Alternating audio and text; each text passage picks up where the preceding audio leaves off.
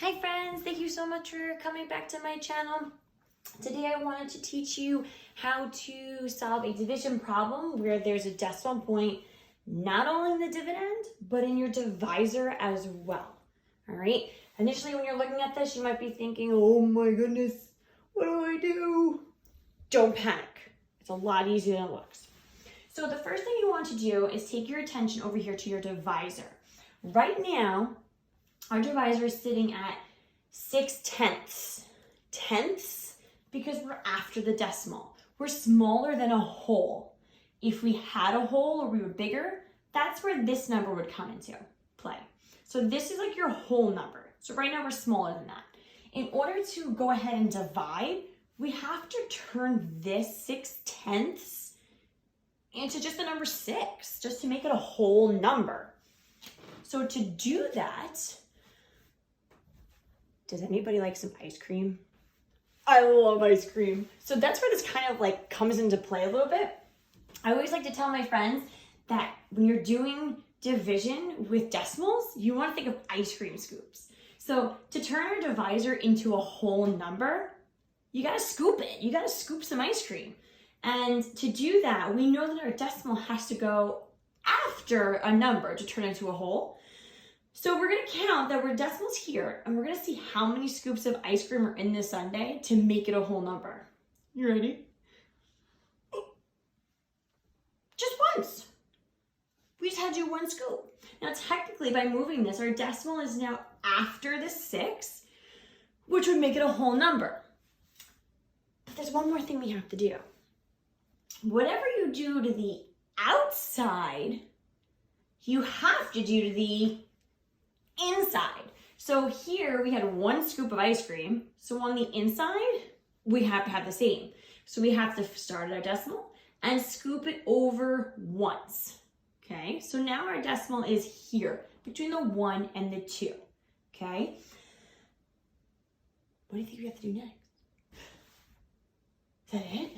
We just made these 2 little smiley face things? No, you have to make sure that decimal point goes up into your quotient or your answer to a division problem. So we're not going to move it from where it originally was.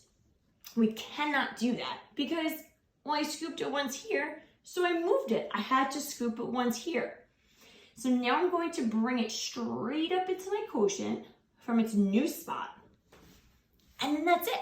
I don't have to do anything else with it. Now I just solved it like a regular division problem. So I go to my divisor and I have to see how many times can 6 go into 3? Well, 6 is a bigger number and it can't go into a small number, so I just can't do it. I can't do it. If I can't do something in math, we call that a 0. If you can't do it in math, it's just a 0. So what about 6 into 31? Can 6 go into 31? Well, it has to, I would assume so, because it's smaller. And smaller numbers can always go into bigger numbers. But how many times? That's the question. Well, I have to think 6 times something gives me as close to 31 without going over it. I gotta count by my 6s. 6, 12, 18, 24, 30, 36.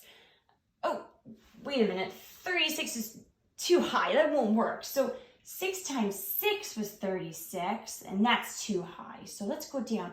6 times 5, 6, 12, 18, 24, 30. That's perfect. It's close to 31 and doesn't go over it. So 6 times 5, or 5 times 6, gives me 30. I write it under my 31, and I'm going to subtract. 1 minus 0 is 1. 3 minus 3, well, that's just nothing. That's 0. I could put a 0 here. I don't have to, but if you want to see at your place, holding that place, it's totally fine. My next step is that I'm going to go over to this last number in my dividend, and I'm going to bring it straight down, and I get 12. Okay, so now I have to repeat those same long division steps. 6 can go into 12 how many times? Or 6 times something, something times 6 gives me 12.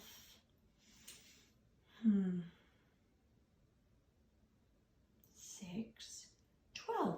Oh, that's right. 6 times 2. 6 times 2 or 2 times 6 gives me 12, and it goes in perfectly even. 2 minus 2 is nothing. 1 minus 1 is nothing. And because I've gotten down to zeros here and there's no other numbers in my dividend, I know that I've solved my problem. My quotient is going to be 5 and 2/10. So I have 5 as my whole, but I have a little extra, a little past the 5. My quotient is 5 and 2/10.